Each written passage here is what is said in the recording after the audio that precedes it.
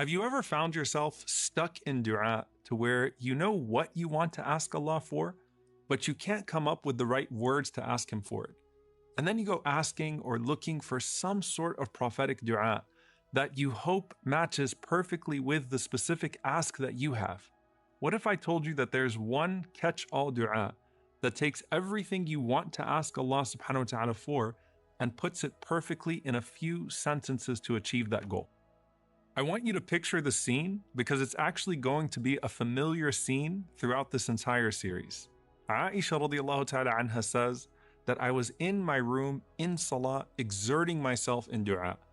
And then the Prophet sallallahu alaihi wasallam walks in on me while I'm in dua and he asked me for something alayhi salatu wasalam, and I was slow to respond to him. So think of her pushing herself in dua, trying to come up with the perfect words to achieve what she wants to gain from Allah subhanahu wa ta'ala. And then the Prophet sallallahu alaihi wasallam intervenes and he says, Ya Aisha, alayki bi jumal ad-du'a'i wa jawami'ihi. Oh Aisha, stick to the du'as that are comprehensive and all-encompassing. And this is something, subhanAllah, you're going to find with the Prophet ﷺ and Aisha, the Prophet ﷺ with Juwayriyah, the Prophet ﷺ and Habiba, where he comes in alayhi salatu wasalam and he says, listen, I can give you something that you can ask Allah subhanahu wa ta'ala with that will achieve everything that you're trying to get out of this dua. And here in this intimate conversation, the Prophet ﷺ is going to give Aisha radiallahu ta'ala anha what some of the scholars call the most comprehensive dua from the sunnah of the Prophet ﷺ. In fact, the great Mullah Ali al-Qari rahimahullah said, this is the most comprehensive dua from the Prophet ﷺ. So he says to Aisha radiallahu ta'ala anha, O Aisha, say the following words.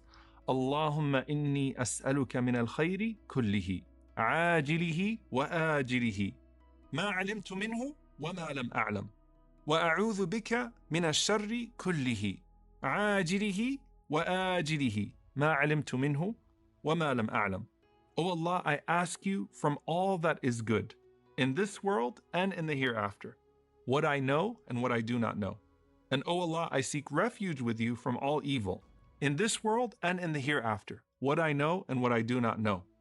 And then she goes on to say, Allahumma inni as'aluka min khayri ma sa'alaka abduka wa nabiyyuka وَأَعُوذُ بِكَ مِنْ شَرِّ مَا عَاذَ بِهِ عَبْدُكَ وَنَبِيُّكَ. And O Allah, I ask you for all of the good that your slave and your Prophet sallallahu alaihi wasallam has ever asked you for. And I seek refuge with you from all of the evil that your slave and your Prophet sallallahu alaihi wasallam has ever sought refuge from. Allahumma inni as'aluka al-jannata wa ma qarraba ilayha min qawlin aw amal. وَأَعُوذُ بِكَ مِنَ النَّارِ وَمَا قَرَّبَ إِلَيْهَا مِنْ قَوْلٍ أَوْ عَمَلٍ. O Allah, I ask you for Jannah, for paradise, and for that which brings me closer to it in word and in deed.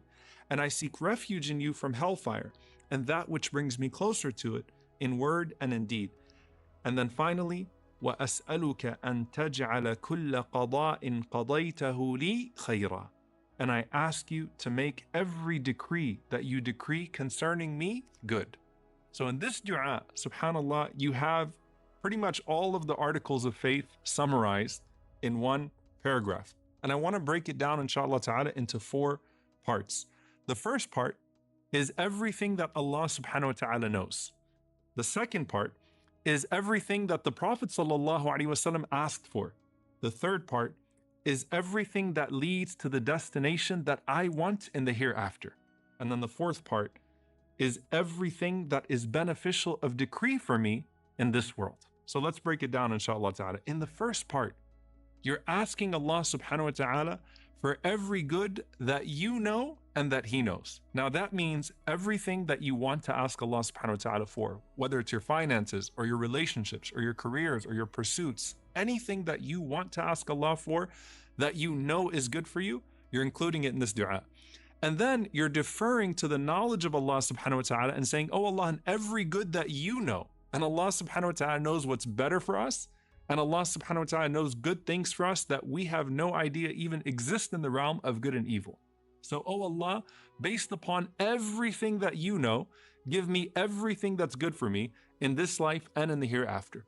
and also protect me from the evil that I know I want to be protected from. So if you're making dua for Allah to protect you from someone who's trying to harm you or for some sort of oppression, everything that I know to be evil and the harm that I don't even know exists out there in this life and in the next. So you're not even time bound, subhanAllah, in this dua. And it's based upon everything that Allah knows. And you're achieving this in one sentence. Then in the second thing, and it's the Prophet ﷺ telling Aisha radiallahu anha to make this dua. And I ask you for all of the good that the Prophet ﷺ ever asked you for, and I seek refuge with you from all of the things that the Prophet ﷺ would seek refuge from. Now, subhanAllah, if you think of the Prophet ﷺ's du'as, like if I was to take a book of the authentic supplications of the Prophet ﷺ and say, here, say the sentence, and you achieve all of these du'as in one sentence. On top of that, imagine the du'as of the Prophet ﷺ on the night of Ta'if, the night before Badr, some of his most difficult moments, the qiyam of the Prophet ﷺ. So in this one sentence, you are getting all of those du'as that the Prophet ﷺ made in your own dua. And it's the Prophet ﷺ telling Aisha radiallahu anha, here is a catch-all. Here's a way for you to achieve all of that which I ask my Lord with. And subhanAllah, no one knows Allah better than the Prophet ﷺ, and no one had more beautiful and more comprehensive du'as than the Prophet ﷺ. So it starts with everything Allah knows, then it goes to everything the Prophet ﷺ asked for, and then finally, what is the good that you know that you really, really want? It's Jannah. And this entire existence that we have here on this earth is to get back to Jannah. And it's the ultimate reward. And we have the guidebook, but sometimes we stray away from it, either because we don't know any better or because we do other than what we know to be better. So, oh Allah, I ask you for Jannah. But I don't just ask you for Jannah. I ask you to make every word and every deed that I say a means by which I get closer to my goal of Jannah. And I seek refuge in you from the fire and every word or deed that could take me to the fire. And this is a profound realization that the Prophet ﷺ gives to us, where the Prophet ﷺ says that a person says one word and they don't even think about that word. And through that word, they please Allah subhanahu wa ta'ala, and Allah raises them by ranks into paradise. But on the other hand, a person says one word recklessly, not thinking about it, and by that word, they displease Allah subhanahu wa ta'ala and they plunge themselves into the depths of the fire. May Allah subhanahu wa ta'ala protect us. Allahumma ameen.